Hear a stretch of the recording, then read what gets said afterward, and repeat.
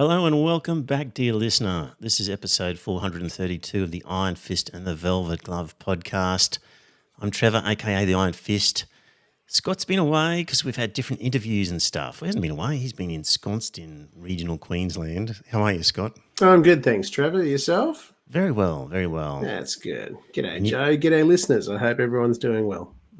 And you may not have heard Joe so much in the last couple of weeks, but he was there in the background managing the tech stuff. Joe, how are you this fine evening? I'm good. Evening all. Very good. So if you're in the chat room, say hello. And, this is our normal sort of panel discussion where we just go through a grab bag of different topics and try and figure out what's going on in the world. We've been trying to commence the segment with a rip-off from the PEP podcast of what we're grateful for. Scott, what are you grateful for? I'm grateful for the fact it's got a little bit cooler up here, actually. It's winter in Mackay usually lasts 2 or 3 days. This time it seems like it's going to last 3 or 4 weeks because it has been rather chilly up here in the mornings. Yeah, anyway, that's what makes me feel grateful. Right. Joe, anything that you can share with the audience or are all yours quite secretive? I'm grateful for fluffy pajamas, I think, at this time of year. Yeah, there you go. You know, one of the coldest winters you could ever spend, dear listener, would be in a worker's cottage in Brisbane in the middle of winter on a cold winter. Like these wooden houses in Brisbane, I remember we were living in one and there's no insulation. You've got 5mm gaps in the floorboards, the wind whistling through. They're not built for cold weather. And, yeah, you can really struggle on a winter's night in Brisbane when it does get cold on the odd occasion. Yeah, so anyway, so I'm grateful I'm not living in a weatherboard workers' cottage. Hang on a minute. No. It's Trevor's cut out. Trevor's cut out, is it? Okay, gotcha. He's figuring that out. Right, okay. I did actually see a news clipping recently that was saying that the average temperature of a Melbourne house in winter was 14 degrees and of a Tasmanian house was 11 degrees. Really? Yeah. So because they're just designed for the old weather, they're not insulated like a European house would be. And nobody has central heating. So, yeah, we just put up with it for the couple of months a year it gets cold. Very true. So it has been pretty cold down there in Brisbane lately, has it? Below 10 degrees at night. You're on mute, Trevor. Now I'm back. Yes, you are back, yeah. That's just weird. Every so often this device just does this harsh buzzing sound and I can't work out why. But there we go. Okay. Well, with that interruption, we're back. Who's in the chat room? John's there and Essential Lord Don. Good on you guys. Let's look at what's on the agenda. A little bit about Facebook issues. A little bit of a comparison about the sort of Gaza crisis and The Voice that I'm going to make. Stringing those together. Recent poll, Scott, about how Albanese's going. Some great videos about submarines with a Green senator grilling one of our defence officials. Instances of propaganda all over the world and Australia. UK election called, French election called, and maybe, hell, even a quick overview of whether democracy is working in amongst all that. So that should keep us busy. Scott, have you got a hard out at 9 p.m. if at all possible. See how we go. So yeah. Okay, so let me get back to these topics. Facebook issues. First of all, dear listener, we had issues where we didn't have people on our Facebook or YouTube channels there in the live stream for a while, and you probably weren't getting notification about Facebook through Facebook like you might have in the past. So if you go onto our Facebook page and scroll through some of the recent posts, you'll see of changes that you probably need to make to your settings in order that you get notified of when we're going live for the podcast if you want to join us in the chat room. So if you've been missing those notifications and therefore haven't been making the live stream and you want to receive the notifications, then look for that post and follow the instructions. So speaking of Facebook, Scott, the Coalition has vowed to raise the minimum social media access age to 16 within 100 days if elected next year, saying it's one of their top priorities. What do you think of that idea? It sounds like a great idea, but I think he's barking up the wrong tree, because all the kids have got to do is just increase their age by 3 years when they actually go into that. You know, they just got to march back their actual date of birth by 3 years, and then they're suddenly 16. Right. You know, it's one of those things. I think the horse is bolted on social media. There's nothing anyone can do about it. It is what it is. So you're saying that they'd be relying on the kids to be honest. with Yeah, their true exactly. intent. Which they're not going to be honest. So, You know, Well, they want. Joe, The other alternative is to do what they're threatening to do around porn, which is some form of ID system, which is idiotic. Because either the porn companies are responsible for verifying that you're over 18 and you giving them your personally identifiable information, or they are going to have to outsource it to another company. Company. Either way, basically the list of all the porn you viewed is going to be linked to your personally identifiable information in a database somewhere that hackers are going to breach. So the only way to enforce it would be to force people to somehow divulge identification information that is then verified.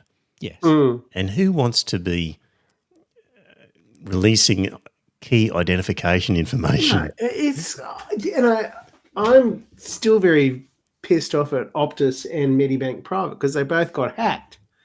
And, you know, ever since then, I've been getting bloody text messages every night saying that I owe money on a toll and everything else. I just delete them. Everyone gets those, whether Yeah, I you've been know. hacked or not. Yeah, I know. It's just one of those things. I just find it. I do not want to hand over any more information that has already been stolen about me and put on the dark web. You know? This is all a beat up because, dear listener, for my sins, I read the Courier Mail so you don't have to. And it's been on a campaign for 12 months, basically, on the dangers of social media.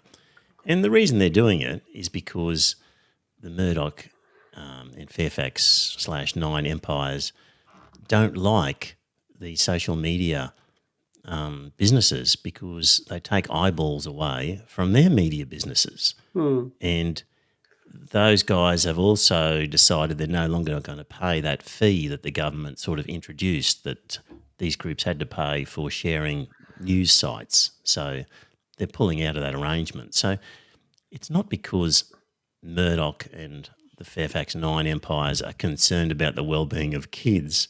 They're just trying to ruin the business of Meta. And so they're just beating up a whole bunch of things.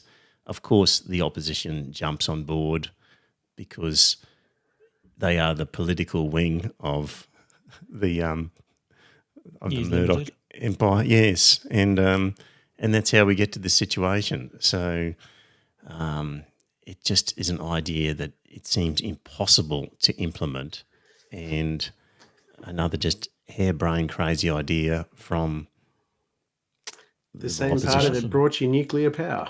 Well, exactly. Yeah. And pulling out of the Paris Agreement. Yeah.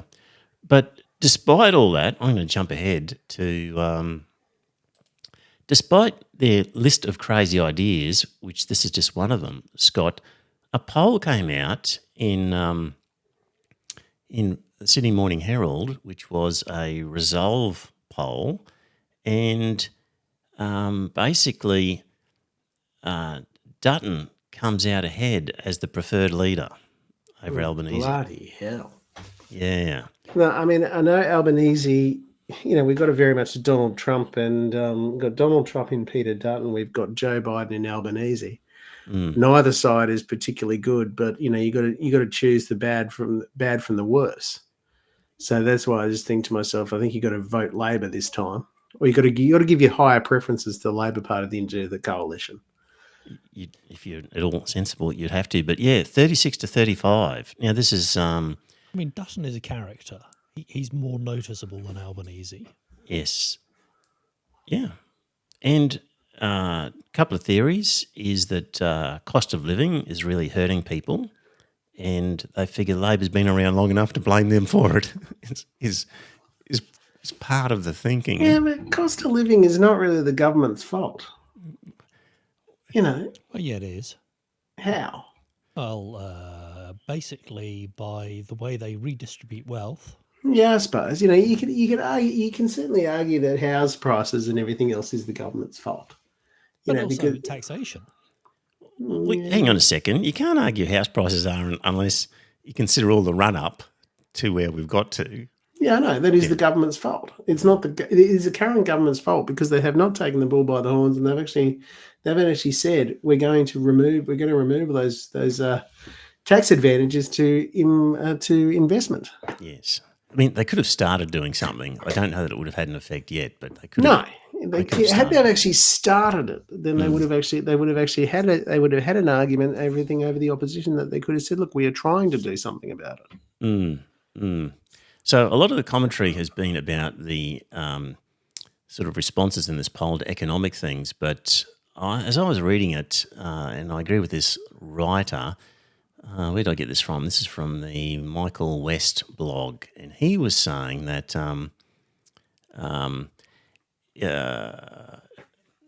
that the focus was on the economy and the climate, but I suggest the reading on national security is in many ways more instructive. And he writes here, it was all about proving to Australians that Labor is the better party to manage defence, pushing defence spending to 2.3% of GDP, which was 15% more than the previous bipartisan target of 2%.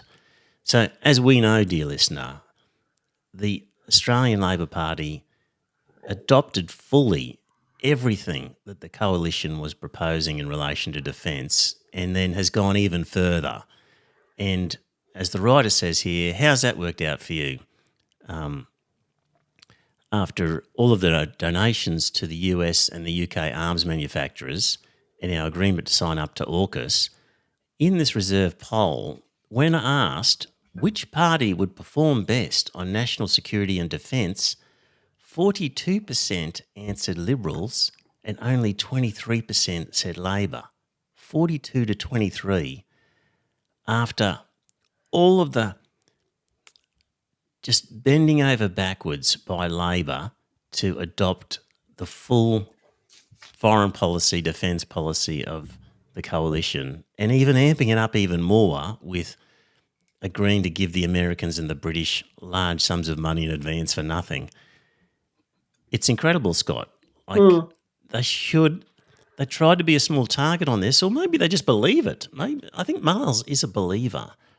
Yeah, I think Miles is probably a believer, but I don't believe Albanese is.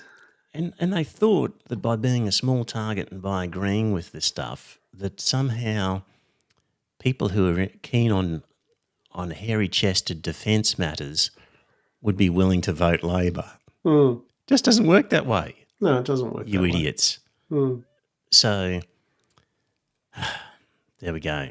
So, you know, when you said before it doesn't make sense about economics with housing policy, etc., that's one where if you really cared about defence and you wanted lots of defence spending, you couldn't criticise Labor for not spending as much as Liberals. No, exactly. They've completely lost that vote anyway. Mm. Because you can never satisfy the Murdoch press anyway. They'll always complain. No matter what you do, they'll always complain. So anyway, that's a lesson, I think, for Labor in terms of the small target tactics. So while we're on that, I'll get back to those other topics, but I've got some great videos here, which I don't know if you guys have seen, but this is Green Senator Shoebridge with one of the defence officials. Let me get his name. Let me just see here. Vice Admiral Mead, is it? Or is that just a name Yes, that that's Shoebridge it. has made up? Okay. Yeah, so Green Senator Shoebridge with Vice Admiral Mead at some sort of Senate hearings, and I found this really interesting. So have a listen to this first one now. What if the United States determines not to give us a nuclear submarine? Is there a clawback provision in the agreement? Well, that's a hypothetical that I'm not going to entertain. No, I'm not there, asking Senator. about a hypothetical. I'm asking about what's in the agreement. It's not hypothetical. Is there a clawback provision in the agreement? The US has committed to transferring 2 nuclear-powered my question. submarines to Australia. You know that's not my question, Vice Admiral Mead. I'm asking about, right now, as we sit here, is there a provision in the agreement that we get our money back if the US doesn't live up to its side of the bargain? Surely you included that. Are you telling me you didn't? The US is committed to transferring 2 nuclear-powered submarines and the procurement of a 3rd one. So there's no clawback provision? We are investing in the US submarine industrial base Whether of we get $3 one or billion. not? Whether we get one or not? The US is- You cannot be serious. What do you think of that?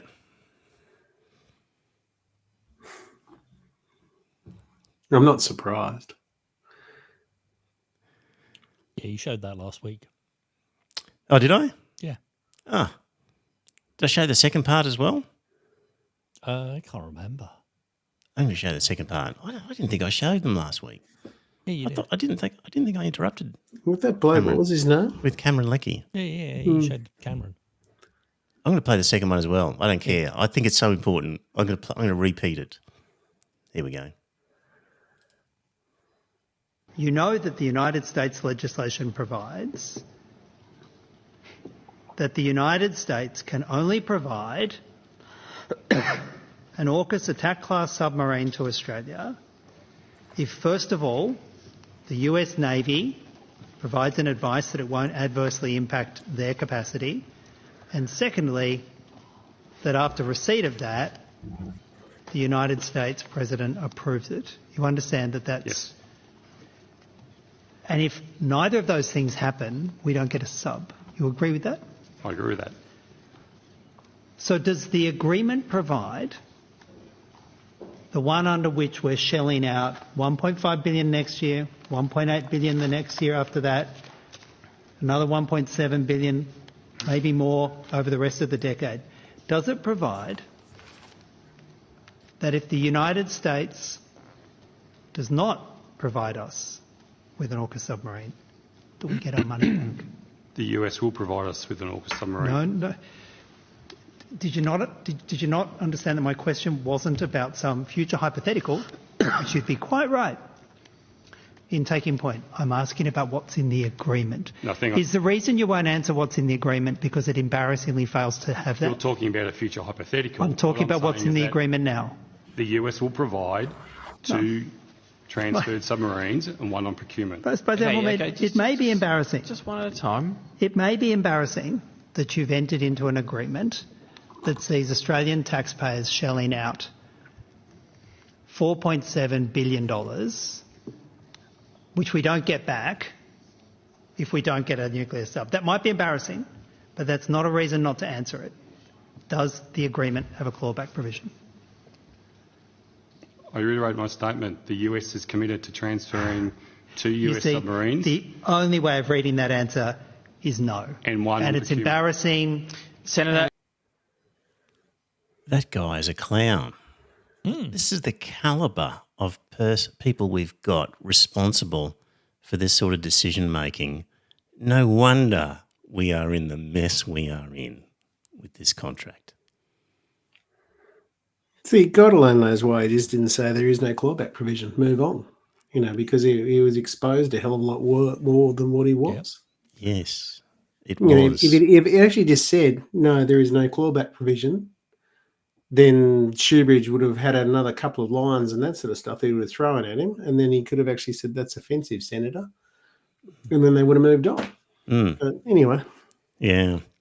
So They've got no training, do they? I cannot believe that someone wouldn't understand something so basic as to say, no, there was no clawback provision, Senator. But the basic part is when you hand money over to people Yeah, you got to be able to get a under a refund for it. contract of supplying something, you have in the contract, here's the lawyer speaking, is you immediately think up in your head all of the things that could possibly go wrong and then write in the agreement what happens if those things occur and what the result is. So that's the whole point of a contract, is to work out, while everybody's happy and friendly, what's to happen in various circumstances. And the fact that these guys have got nothing just shows how we have just totally capitulated to the US on this. This is where because the US doesn't have the capacity to build these submarines, we're sending money so they can improve their shipbuilding facilities to make the submarines that they're going to charge us for. And the same is happening in the UK. So here's the UK scenario. Is there a provision in the UK agreement that says if we don't get the submarines, we get the money back? So the UK is committed with us to co-build SSN AUKUS. So we could go through those steps again and we'll We come will to the be same conclusion. building the most of no. advanced and capable submarine down in Osborne, transferring what is a greenfield site into one of the most complex manufacturing places in the world. You know the Navy can't get HMAS Supply to work. 20,000 job You know that opportunities. Is that in the UK or the US? Australia, 20,000 job opportunities. Why in do you hate Australia. Australian manufacturing, Senator Shoebridge? Oh, I would love to see the better part of $10 billion invested in Australian manufacturing. It's just that this agency is spending it on US and UK manufacturing, Chair. Why do you love US and UK manufacturing more than Australia? We don't have a submarine. Why do you? I quite like Shoebridge. He comes across pretty good to me. You like him, Scott? Not really. Anyway. Oh, what? Come on. We've spent, Scott, nearly 9 years whinging about submarine deals. Yeah, I and know. this guy It's- is nailing this admiral. Yeah, I know, but he's showing us one side of him. But I just think to myself that we're going to find out exactly what the Greens are like when the Labor Party almost loses the next election, Can't you say? and they're that- going to actually take over, and they're going to force the Labor Party down the road and that sort of stuff. Now, I take back. I They're do gonna force not the take. Labour Party to be slightly more left than they currently are. Oh, Yeah, no, which would be what a bad great sort of thing. thing. No, it's a good sort of thing, but I just want you all to remember the what was it called? The cap and trade thing that Rudd wanted to do. Mm. Now, that wasn't a carbon tax. That was a genuine market policy. The Greens got hold of it and that sort of stuff, said you've got to have a fixed price on carbon. And that's when Julia Gillard then had to concede it was a tax. That's when it all blew up. That's what gave Tony Abbott the kicking on that, was the Greens policy, where they created a carbon tax when they didn't need to have a carbon tax. And for the next 3 centuries, they will have to pay for that decision in your mind, despite Yes, because they the will. Other, because they the other will, parties because have never they- made such a critical error either, have they? The other party has never betrayed. The other parties have never made such a betrayal, have they? Well, I have to think about that, but they probably have. Yeah, that's the point, Scott. You're really harsh on them for. I'm very harsh on them because they actually carry on like they're perfect, and they're not perfect. That is the thing that I find really objectionable about It them. could be worse. It could have been Dr. No lying about how your bills were going to go up by $400 a year, Yeah, I and how know. you wouldn't be able to cook your Sunday roast or something. Yeah, I know, and that was ridiculous. That was ridiculous. Scott, just on that particular issue alone, just that Shoebridge in that hearing was just giving it to that admiral Yes, in a and way that was- that I that thought was was very- very, very good. It was So- very good line of questioning. I've got no doubt about that. Yeah, I thought that was good. I mean, he may well disappoint on some other issue down the track, and we'll call him out when he does. But at least at that particular moment, somebody was held accountable to some extent, if only through embarrassment, on this AUKUS deal, where really they're all such nameless sort of nameless faces, faceless names, Faceless. whatever. Yeah, and it's good to see somebody in front and getting grilled for a change. So anyway, I enjoyed that. So yeah. So what did I want to America say? has promised to give us one, honestly. Yes. And he's saying, I won't answer that, it's a hypothetical. And Shoebridge was right on to him, saying it's not hypothetical to say what's in the contract. No, it's a very good line of questioning, but I still don't like them anyway. Yeah, Even though I'm committed to vote for them for the next 2 elections. So, good. I'll give you some more reasons later on, Scott. We'll get to those. I know what you're going to go. You're going to go through and you're going to talk about how they want to increase the mining royalties and everything else. Yeah, you'd be happy with that. Yeah, I'm very happy with that. But I mean, it's only one. That's only one thing. Yeah. Hey, let's just briefly talk about the sort of Gaza, Palestinian, Israeli conflict sort of thing. And what we're seeing is that a lot of,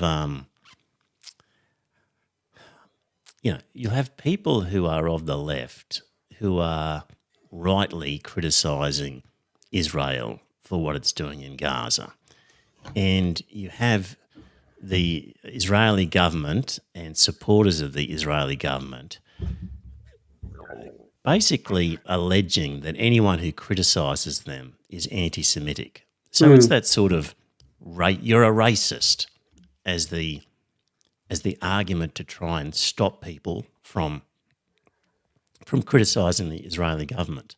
And dear listener, it just struck me as I was listening to all this that a similar thing happened with The Voice, in that some of us were ready to criticise The Voice because we didn't like the particular political project that it was, not because we're racist, but we just didn't like the idea of what was proposed.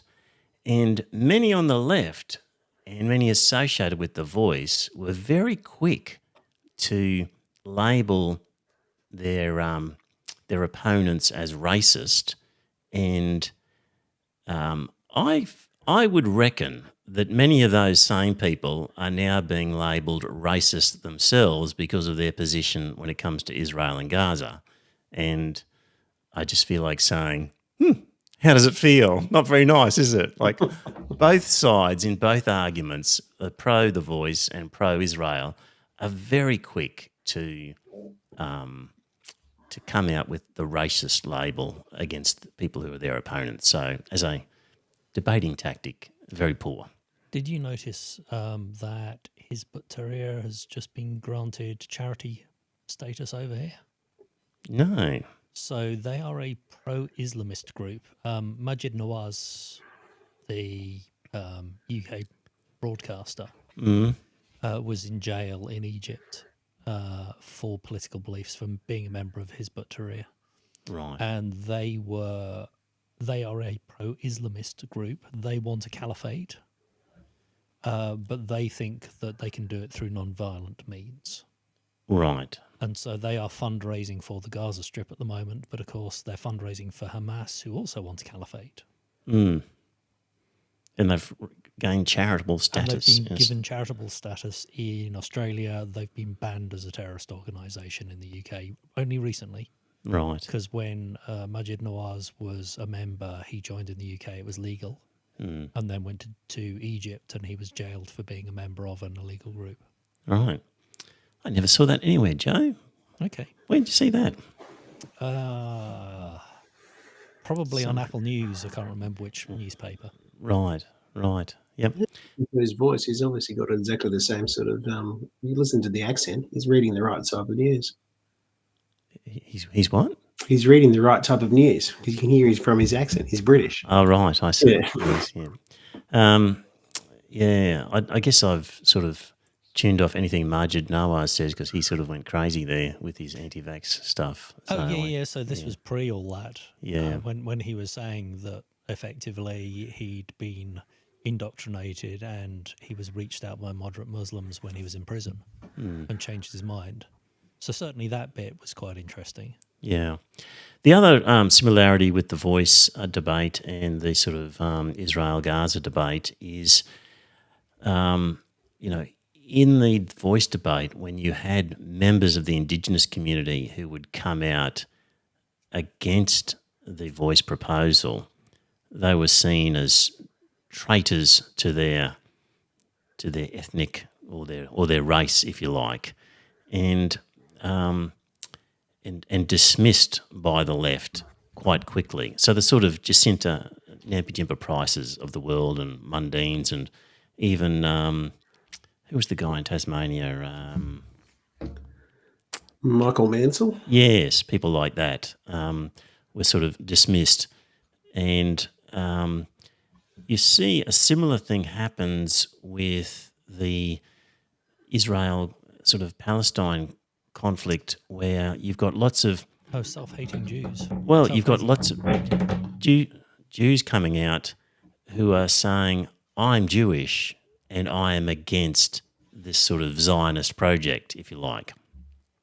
And that's seen as a powerful sort of argument, and it's used to sort of counter the racism argument. So it's a similar sort of phenomena where they will grab somebody who should be within the tent and say they're an example of somebody who's criticising what's going on, even though they are a member of that particular tribe. So that's going on as well. I've got a clip of a lady who is a Jew, and she is in a crowd, and she cannot believe that fellow Jews are protesting against what Israel is doing. And it's clear that these other people are fellow Jews, like they are. There's no doubt about it at all. And she is, you can see the look of bewilderment on her face. She cannot believe that a fellow Jew would be against the Israeli cause in this matter. So mightn't play so well on the audio. I might cut this one out from the audio. But for those 11 people who are with us live, if you haven't seen this one before, it's interesting as this lady kind of loses her mind in disbelief that fellow Jews would be criticising the Israeli government. Have a look at this one. Come from Israel! Our people come from Israel! You have come from your people! Zionism is a political movement which is causing bloodshed. That's That's where our family is from! I'm from Israel! How can you hold that flag? This is because the actions of the Zionist people, they are What are you talking about? That's where our ancestors! We lived in a What beautiful peace. flag is that? How can you say that? You're a Jew! We lived in a beautiful peace with Palestinian people for hundreds of years. How can you say that? You're not a Jew! You're not a Jew! How dare you! When Zionism You're not a Jew! when Just say that!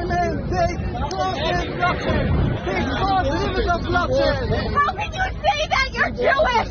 How can you shame your own people? Who is a Jew? We're Jews! This is our people! He was against Judaism. We're all Jews here, all right? Yeah, so how are they saying that? Because they believe in Jewish understanding. I don't want that. Tell them what is our country like that. That is our country! How dare you say that about our own people? What's wrong with you?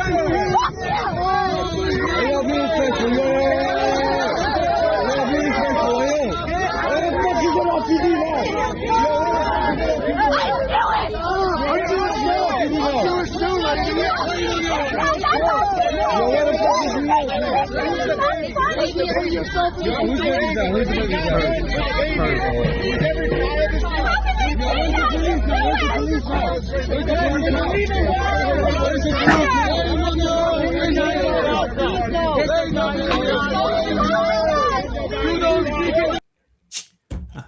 They eventually lead her away. And It's funny how the people that she was claiming weren't Jewish spoke with an accent that suggests that English wasn't their first language, and she had a very strong American accent, indeed. whilst claiming to be an Israeli. I don't think she was actually claiming to be Israeli. She's claiming to be Jewish. Yes. you know. And her mindset was, well, if we're Jewish, we must agree with what's happening. This is our people. And no thought that maybe you could be a member of the group but disagree with what the group is doing. That was just an impossible concept for her to hold. And she would scream, "I'm Jewish," and they'd say, "I'm Jewish too." Depressing and instructive at the same time, perhaps. I don't know. Hopefully interesting.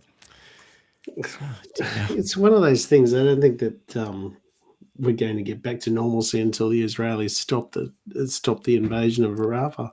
Yeah, it's not going to stop. They're going all the way. They're just wiping them out. So, yeah. French elections have been called, Scott, and this followed the European election where lots of French people voted for the far-right candidates in the European election, and strangely, Macron decided to call a snap election. And it's not looking good. No, exactly. He's called a snap parliamentary election, which I don't think they're actually going to see the far right forming a workable majority, but I think his own party is probably on the ropes, and there is a new left-leaning organisation left-leaning coalition that's just been set up, and that type of thing. So he's getting attacked from both sides. But I just think it's a suicide mission. You know, God alone knows why he's done it. Yeah. Strange decision when he just got smacked in the European poll to decide, well, that felt good. I'll do it now in my domestic situation, my own Congress. What went on with the Republican movement, though? Sorry? The Republicans. So the leader of the Republicans said, "Oh, we're voting for Marine Le Pen," and his committee said, "No, we're not." He locked them out of the office so that they couldn't hold a vote to get him out of office. They then found a spare key and got into the office, held a vote to kick him out. Yes. And he's holding on to the Twitter account, but nothing else apparently. Yes. So yeah, they're in a bit of a mess. But so according to this article, the far right bloc are in the lead with 362 seats, and the left has formed a popular front spanning anti-capitalist radicals and social democrats, and they're ahead in 211. And Macron's centrist bloc is ahead in only 3 seats, and all of those are seats for French people who live abroad. Yeah. So 362 for the right. He's going to be wiped out. Yes, it does look like he's going to be wiped out. So. He'll remain as president till 2027, I understand it. But he's going to have no sort of working majority or anything like that in the parliament, so he's not going to be able to get anything done. Yeah. You know.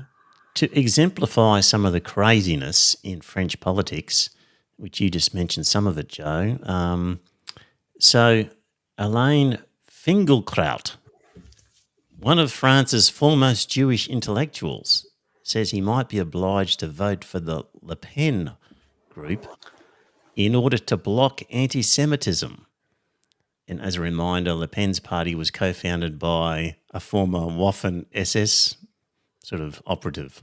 So a sort of Le Pen's party with its Nazi roots, a Jewish intellectual says he's going to be obliged to vote for that group in order to block anti-Semitism. And people would say, why would a Jewish intellectual side with a far-right fascist politician? And the answer is because the fascist far-right agree with Netanyahu about the need to suppress the political or social presence of Muslims and Arabs in the West. But so far-right are fine with Jews as long as they're there in their own country. Yes. So so the far-right are on the side of Netanyahu, and so some Jewish voters in France are tempted to vote for the party with a Nazi origin, because it's more likely to be in favour of Netanyahu and the Zionist project. That's how weird things are getting.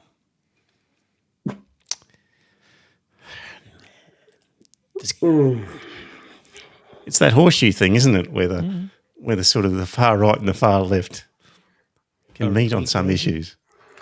Well, you just got to remember that the Second World War started with an entente between the fascists in Germany and the communists in the Soviet Union. Yeah. Let's move on to propaganda. So, as Caitlin Johnston was writing, she says on propaganda, once you see the corporation behind the cartoon, once you see the empire behind the performative puppet show of official politics, you see it everywhere. You see it in the movements of the imperial war machine, you see it in news headlines, you see it in the phony justifications and narratives that are being spouted by Western political media class. I agree with her. As I'm reading stuff, I am just seeing propaganda just everywhere, shameless propaganda. A report came out from Reuters. So Reuters, dear listener, is a reputable news organisation worldwide, and they came out with a well-researched report that basically revealed that at the height of the COVID-19 pandemic, the US military had a secret campaign in the Philippines and other countries, basically through social media, running fake accounts, trying to convince Filipinos that the Chinese vaccine and other sort of Chinese sort of face masks and test kits and other things were a bad idea and not to trust them and not to use them. And they were basically doing that not because they believed it, they didn't. It was because they were trying to counter the influence of essentially the goodwill that China was generating by providing these things to the Philippines. And this isn't just some conspiracy theory unproven. Like, it's pretty much been acknowledged by a senior Defense Department official acknowledged the US military engaged in secret propaganda to disparage Chinese vaccine in the developing world. So US Defense has more or less come out and said, yeah, we did it. It was started by Trump, continued a little while under Biden, and then stopped by Biden. This was in a country in the Philippines. Biden shut it down when he found out, was basically what the article said. And Facebook had come to them and said, you're going to have to stop doing this. We're trying to stamp out fake information. And you, as the US military, is spreading it. Yes, and we know it's you, and it's obvious that it's you, that these are fake accounts, and we can see it. And they had to ask a couple of times, I think, for this to stop. And it eventually stopped. And what else do we have on there that was of interest? Oh, Trump was an anti-vaxxer anyway, so it doesn't surprise me. Yeah. And the other thing was that, basically Facebook was saying this is a pretty ham-fisted operation. It's obvious what you're doing. It's very sloppy. And nevertheless, the Pentagon, who was using a group called General Dynamics IT to do this work, has since given that same group another $493 million contract to do similar work elsewhere, presumably. So,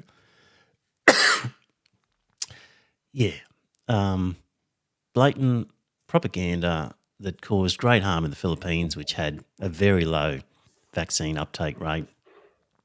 Even someone like Duterte was just tearing his hair out trying to get his people to take the vaccine and was threatening people with jail if they wouldn't take the vaccine.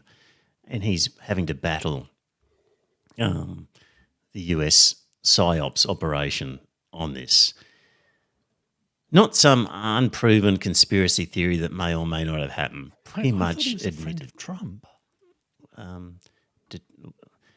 Because he was murdering the drug dealers. Yeah. And so Trump appreciated him, because he was a strong man. He was a strong leader. But don't get between Trump and trying to build up China hate. Well, that's true. Yeah. And, of course, Trump doesn't have friends. Who said he had a friend then? So you, Scott. No, I didn't say I had a friend. He's an imbecile. So anyway, that was one type of propaganda. That's a sort of a hard, traditional propaganda. You want a bit of soft propaganda? New York Times. According to the New York Times, America's support for Israel's war in Gaza has cast a shadow over Biden's efforts to restore the United States' traditional role as a defender of democracy and a beacon of international law. This is by Erica L. Green, White House correspondent. That's what you get in the New York Times. It's currently costing me $2 a week, and I'm reading that one on your behalf, dear listener, as well, so that you don't have to. Australian propaganda. We've got an article, front page actually, of The Australian, which was comparing Adam Bandt and the Greens to Adolf Hitler and the Nazis. 8 mentions of Hitler in the column. Here's one paragraph for you. Like Hitler, Bandt uses propaganda, discontent and fear-mongering to gain support. He finds support amongst anti-Semites and uses climate action and anti-capitalist rhetoric to feed his supporters. Bandt would massively raise taxes and drive business from Australia. His rhetoric on tax and anti-business plays to his supporter base, much as Hitler did. And, like Hitler, he gets support from some individuals and businesses. So there we go. Interestingly, I've just been watching a documentary on Hitler and his rise to power. And some of the phrases in the documentary, you could literally put Trump and America in there. Yes. And it would, word for word. Yeah, he promised to make Germany great again. He promised to...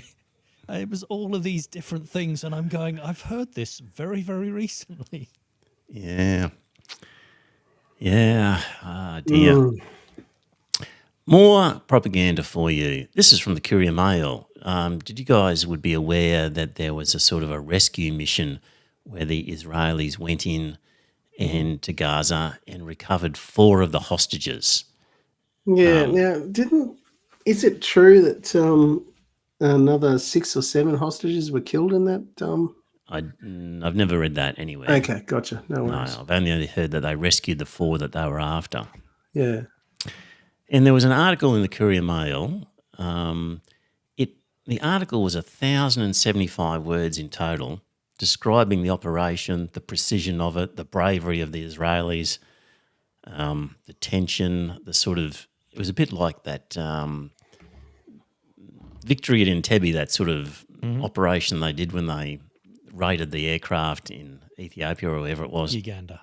Thank you, Uganda. 1,075 words, and right at the very end, in the last paragraph, it says the Hamas media office said 210 people were killed. Nothing else was in the article about the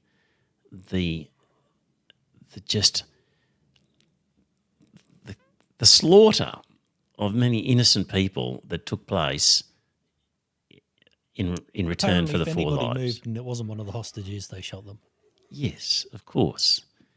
And but yeah, an article that was 1,075 words, and right at the end, the Hamas media office said 210 people were killed. I mean, the big story of that was that Israel was prepared to go in and to rescue 4 people, willing to just slaughter hundreds of people and maim hundreds more, not caring whether they were women and children. That's the story which they completely ignored.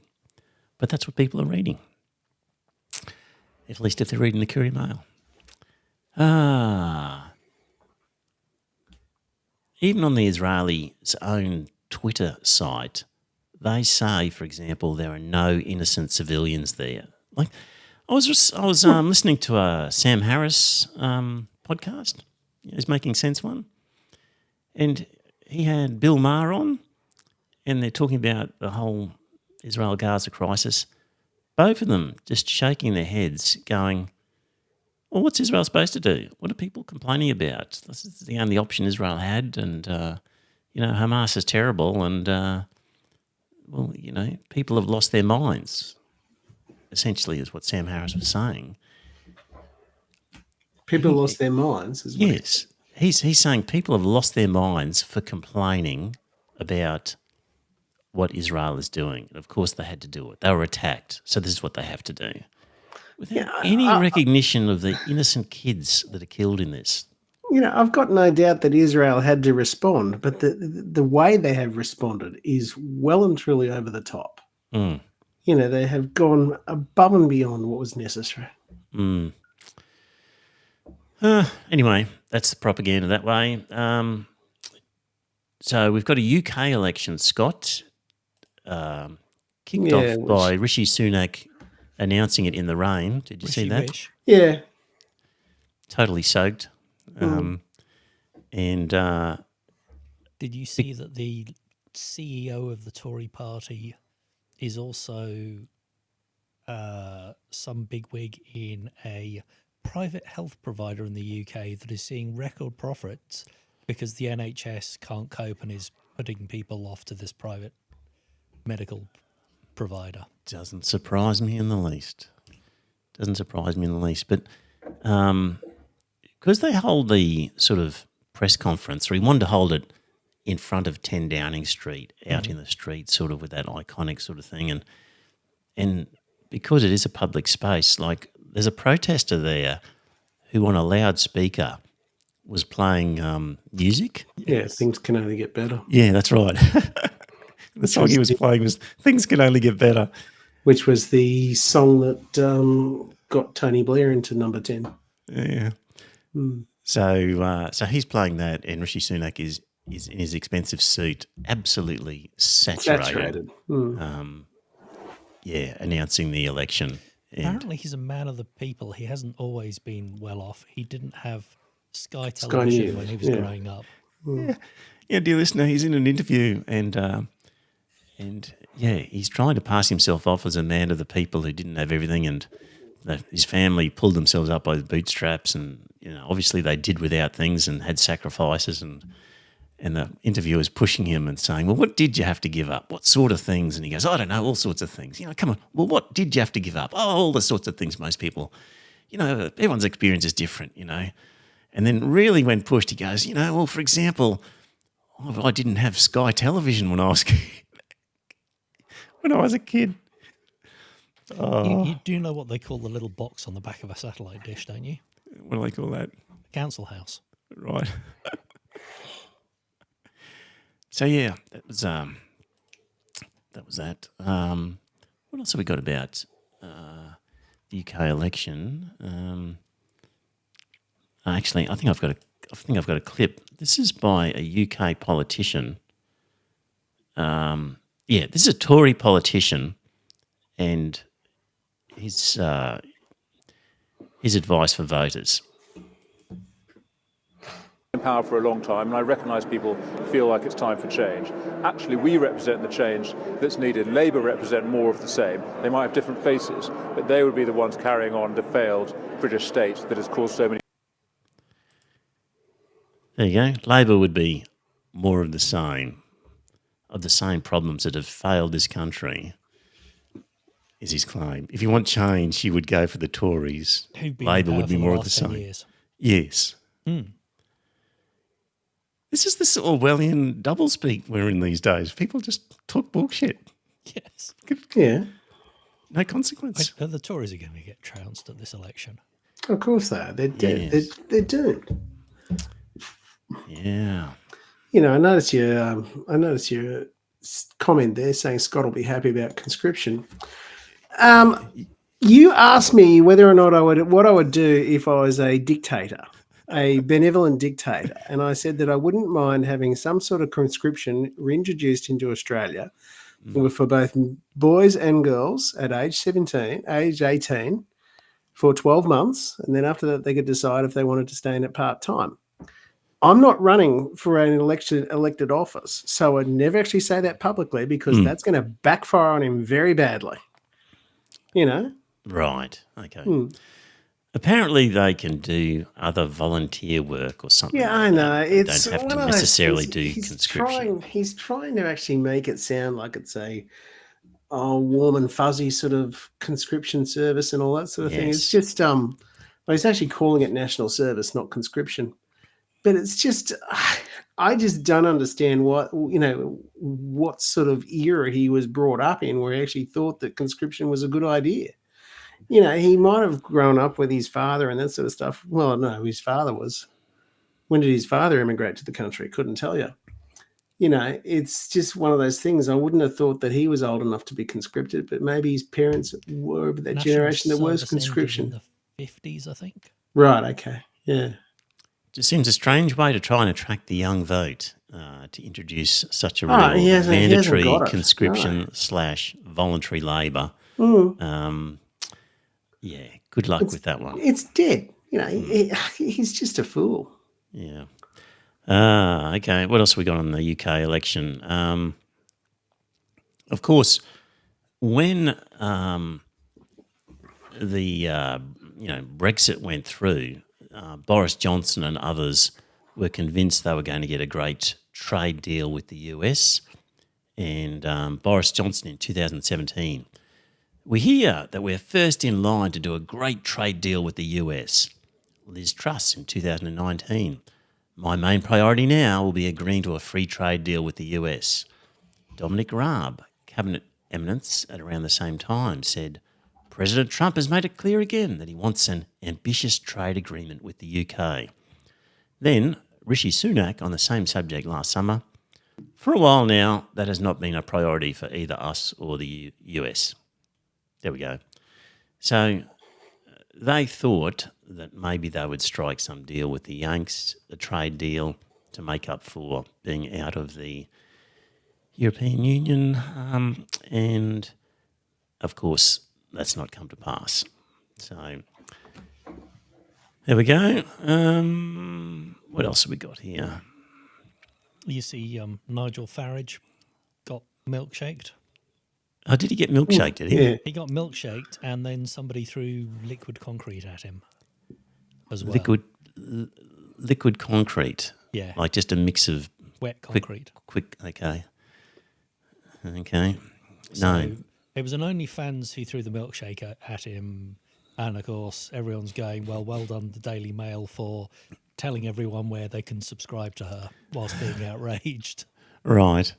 Yeah. But then some pensioner went, oh, well, if she can do that, I'm going to throw concrete at him. There you go. Quickly in the Ukraine, they're putting everything up for sale, the Ukraine government. They're selling off large state assets to help fund the military and bolster the economy that's been battered by a grueling war. And beginning this summer, the government will auction some 20 state-owned companies. So not only are they losing a generation of men, they're now going to lose the common property belonging to the people as well. It could be worse. They could have been forced to by the European Central Bank.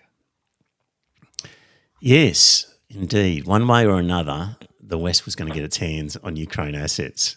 Yes. They said to them, we can do this the hard way or the easy way. Yeah. Scott, you're keen on democracy. Yeah, I am. Well, what are you going to say about it? It's a bit overrated. Is it democracy? Is it a democracy in the US when your candidates are Joe Biden and Donald Trump, when effectively that is your choice? No, that is a ridiculous situation. And, I think that the American system is flawed with having electoral colleges and everything else. I think they should, if they're going to have a first past the post ballot and that sort of stuff, that should just be run on pure numbers and that type of thing. If you get more than 50% of the vote, then you are the elected president. That way the slave-owning states wouldn't have had power ever. Yeah, I know, which is one of the things that would have been good. But they wouldn't Anyway, have joined the union without that. So yeah, I know. They never would have joined the union. But anyway, it's just one of those things that I just think it's now that slavery is, well, I would hope a distant memory for the it's still legal Americans. in America. Sorry? It's still legal in America Is it? for convicted felons. Right, okay. Gotcha. Anyway, you know, My point is that, okay, you can have voting booths and a voting day and candidates, but if the system works in such a way that the only two possibilities are either Joe Biden or Donald Trump, who nobody wants, who clearly are not good candidates that should be proposed in any working democracy, you have to really say this, it's not a democracy anymore. If that's what's thrown up as the options, it might have the facade of a democracy that you have a voting day. But if that's your options, it's not really democracy, is it? Douglas Adams mentions this way back when he wrote Hitchhiker's Guide. Right. He said they could choose whichever lizard they wanted to vote for. That's it. So yeah, is this a comment that just the trappings and facade of a democracy, I think the US is demonstrating that it's just not a democracy anymore. And I don't know if you guys have seen how bad Joe Biden is lately on any clips, but the guy is obviously suffering dementia and senility. And I think they've lined up one debate with Trump in the run-up to the election, but Biden had actually argued for two and that sort of stuff. Now, I'm not sure whether he's going to get two, but he'll probably just get one. I bet you there won't be one. It seems impossible to me. There are not enough wonder drugs around that could beef him up for the hour that he needs to be. Well, he's proved everyone wrong, hasn't he? Everyone thought that he was going to get power and then Harris was going to take over. Mm. And he's running for a second election. Yeah, I know. It's, that was when my estimation of him went right down, because he'd always said that he was just going to be the transitional candidate. He was going to transition into there was going to be a new wave of Democrats that were going to come up, and he was going to actually personally anoint someone to take over from him, which presumably would have been a hell of a lot younger than what he is. But he hasn't got out of the way. It seems to have fallen victim to his own hubris. Oh, and don't forget, Trump is only 3 years younger than Biden. Yeah, I know that, but you just got to look at Joe Biden, that sort of stuff, to realise that he's not all there. Yes, let's have a look at him here. Some of this isn't going to work well for the audio version, probably cut it out of the audio version, but for the 10 people who are watching, Watley and Essential Lord Don and John and others, here's a little bit of Joe Biden. She knows so long as she was denied our freedom. I'll just try that one again. She knows so long as she was denied our freedom can never be secured. What the hell was he saying? Nobody knows. So, so that was him just talking gibberish. And this is one about there's no loss that cannot be denied.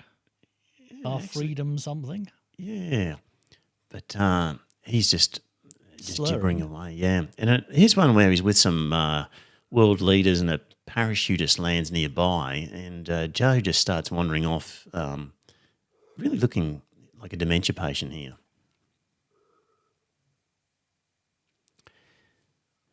People clapping. There's no audio on this one, and there he goes. Now, even if there was something interesting off to the side, you would kind of, at a meeting like that, you would gather some of your fellow leaders and say, hey, check that out. But he sort of just wandered off, and they had to get him and say, no, you should be looking over here. And he just looks old, and he's just done for, isn't he? So, oh, yeah. Yeah. It's really quite sad, I think, that somebody is being sort of strapped to the wheel and made to work and keep going.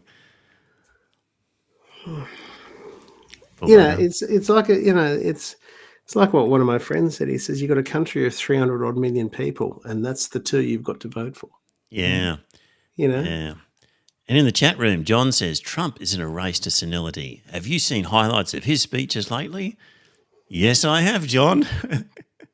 Here's a bit of Donald Trump just to even things up. A very short period of time. So I said, let me ask you a question. And he said, nobody ever asked this question. And it must be because of MIT, my relationship to MIT. Very smart. He goes, I say, what would happen if the boat sank from its weight and you're in the boat and you have this tremendously powerful battery and the battery's now underwater and there's a shark that's approximately 10 yards over there. By the way, a lot of shark attacks lately. Do you notice that? A lot of shark. I watched some guys justifying it today. Well, they weren't really that angry. They bit off the young lady's leg because of the fact that they were not hungry, but they misunderstood who she was. These people are crazy. He said there's no problem with sharks. They just didn't really understand a young woman swimming now really got decimated, and other people too. A lot of shark attacks. So I said, so there's a shark 10 yards away from the boat, 10 yards, or here. Do I get electrocuted? If the boat is sinking, water goes over the battery, the boat is sinking. Do I stay on top of the boat and get electrocuted? Or do I jump over by the shark and not get electrocuted? Because I will tell you, he didn't know the answer. He said, nobody's ever asked me that question. I said, I think it's a good question. I think there's a lot of electric current coming through that water. But you know what I'd do if there was a shark or you get electrocuted? I'll take electrocution every single. Yeah, he's demented too. Well, he's never made sense. We're going to have to listen. He's never made sense. He's always... Yeah, I know he's always just carried on like a fool, but he's just getting worse. Yeah. And we're going to have to listen to that shit for another 4 years when he gets elected. Well... Or when he doesn't get elected, we're going to have the election was stolen for 4 years. I honestly hope he does not get elected. And I hope the Republicans actually, once he loses and that sort of stuff, I hope they actually have the sense to cut off all ties with him. We can only hope for an infarction. Sorry? For an infarction? What's that? Heart attack. A heart attack. All right. Well, considering the shit that he puts down his mouth, it really wouldn't be far off. Yeah. As I said before, from an Australian point of view, he's probably going to be the first one of the likely candidates to just cancel AUKUS and say, stuff that, not doing that, which is you're not getting your money back. Yeah, which is what we need. So, from a Trump purely is really good at stuffing people he's got agreements with. Yes, indeed. Even in one of his speeches there, he's complaining that the teleprompter wasn't working, and he was saying, really shitty job by the people who set this up. I'm not going to pay them. They're not getting paid for this job. Right. He doesn't pay anyone. Yeah. No, exactly. Yeah. What else have I got here? I'm surprised you can find a lawyer to represent him these days. Have you guys been... actually, there's an article which was, if China became a democracy, would it still be rejected by the West? And... what does the West want? The West wants China to become like the West, to be a democracy and to remove all trade barriers, to allow foreign investment and to basically operate the way the West does. And,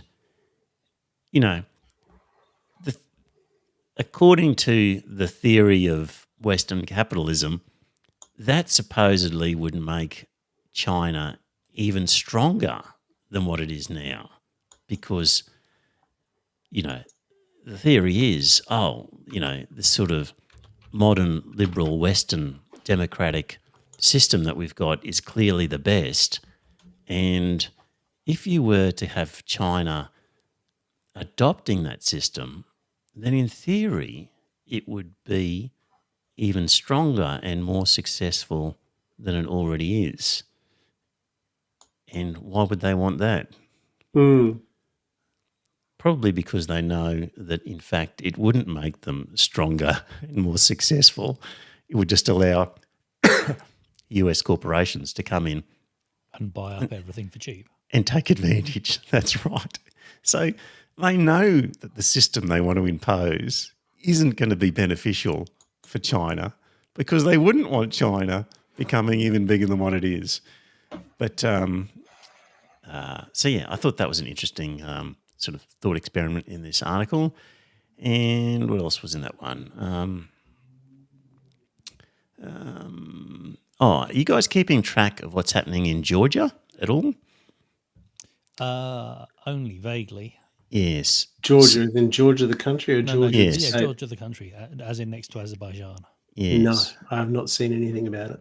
Right. So Georgia has basically passed legislation which requires, let me just say here, a law requiring non-governmental organisations and civil society groups that receive at least 20% of their funding from abroad to register as organisations carrying out the interests of a foreign power. So if you've got an NGO that's at least 20% funded from abroad, you've got to register as a foreign group, basically. And the West is going nuts over this. So European leaders are saying, you can't do that. And we've got leaders of countries. So the foreign ministers of Lithuania, Latvia, Estonia and Iceland, as well as head of the German Parliament's Foreign Relations Committee, are in the crowds in Tbilisi protesting this law by the Georgian government, a law which its democratically elected government has passed to say we want to control foreign-owned groups and what they do in Georgian soil. And You do realise that this is a mirror of the same laws that they've introduced in Russia to suppress dissidents, basically.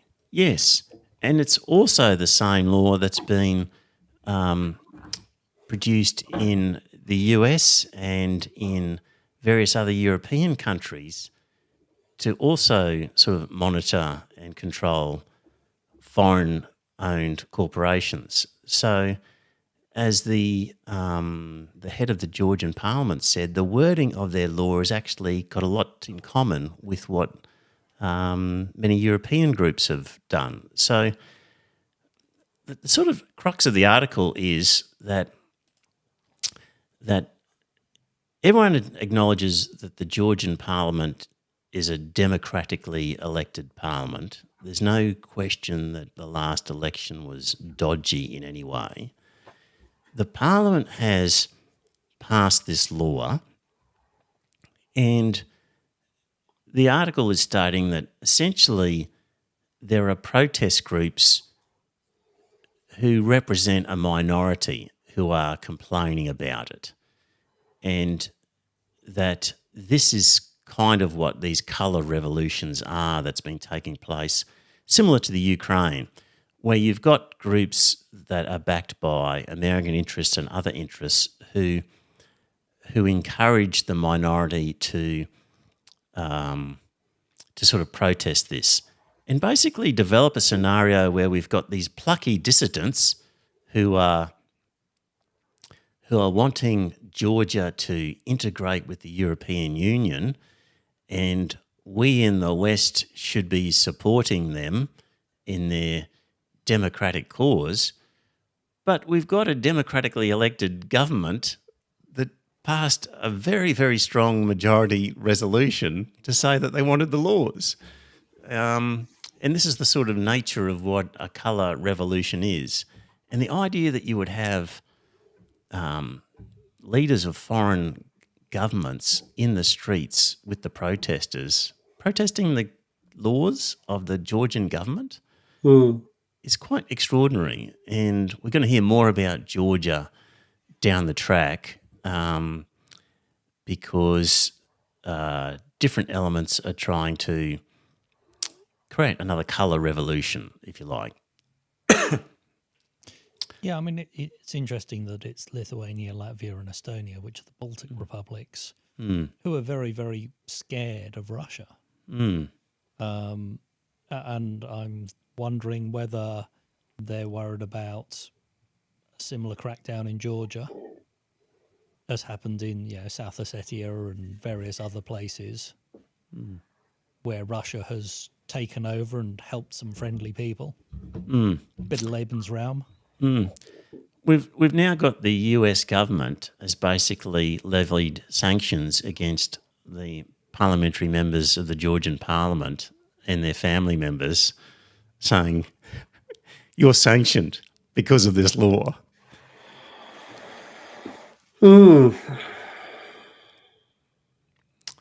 Yeah. More about that topic later, Georgian Parliament and the colour revolution that is being organised there. What else have I got on that one? Might give you more on that one next week. 9:16.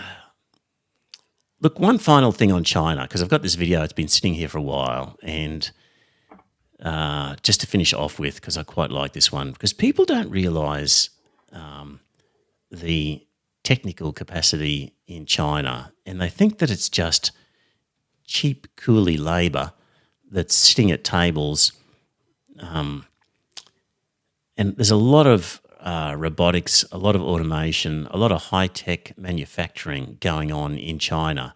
And you would be aware, dear listener, that we had that whole thing with the chips, where America imposed sanctions on the selling of computer chips to China. They're having to madly scramble to make their own chips now rather than importing them.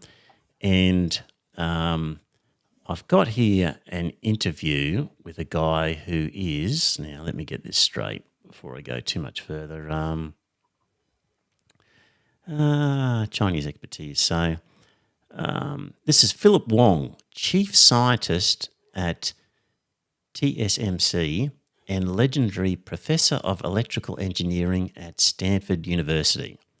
So, yeah, so the guy talking, Professor of Electrical Engineering at Stanford University, one of, if not the world's leading scientific figure in the field of semiconductors. And he's about to talk about China and its capacity technically. What about China? China is, I don't think we could ignore their capability. They have, let me talk about something that I'm familiar with, just research. Right. I'm academia, I know research. Years ago, we have technical conferences and we see papers from China, say, forget it. Just quality is so bad. It's not even competitive. No, it's very different. That was probably in the 80s and the 90s. Now, they're better than us. They're better than us.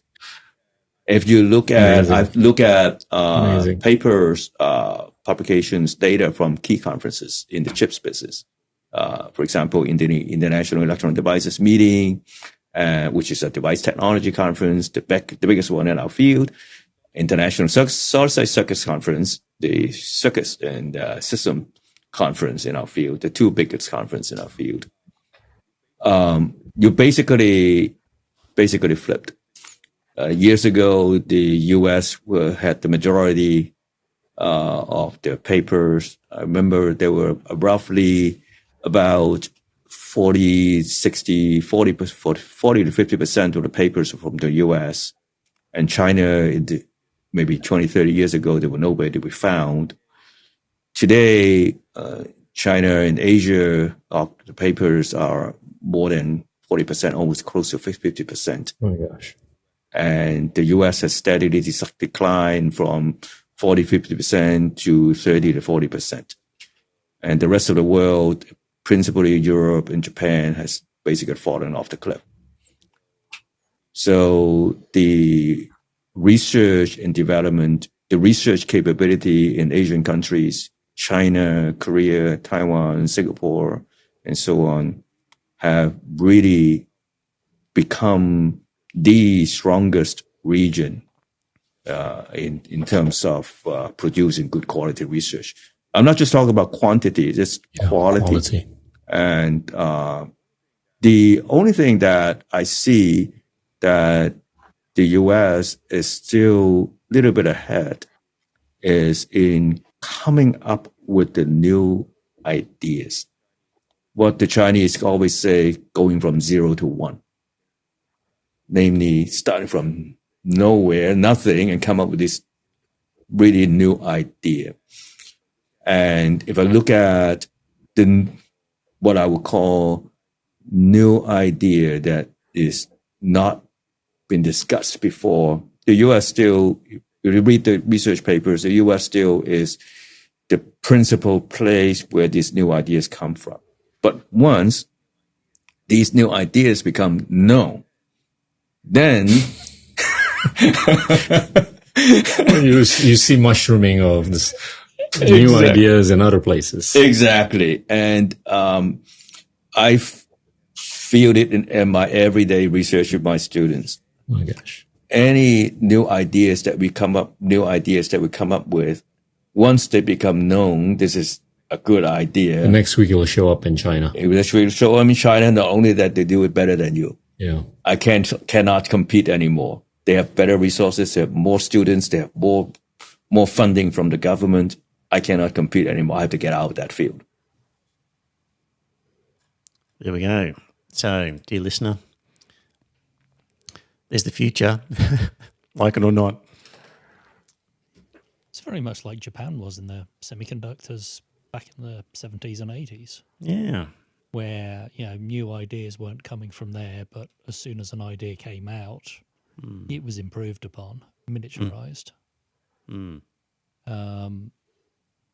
I have questions because I know that, and certainly in medical research, a lot of the papers, the Chinese papers, have possibly got falsified information. So I wonder, sure, there may be papers, but are they verifiable? Are they repeatable? Which would be interesting to know. But certainly the big problem was patent law. I know that there are some startup places in Shenzhen, some small business startup, what do they call them? Not concentrators, something along those lines. And they're saying, incubators. Incubators, there you go. You come up with this great idea, all the fabrication places around, you get a PCB printed around the corner, you can get somebody to 3D print you something else. The problem is you go and do that and you find there's 200 copies out on the street before you've actually got yours on the market. And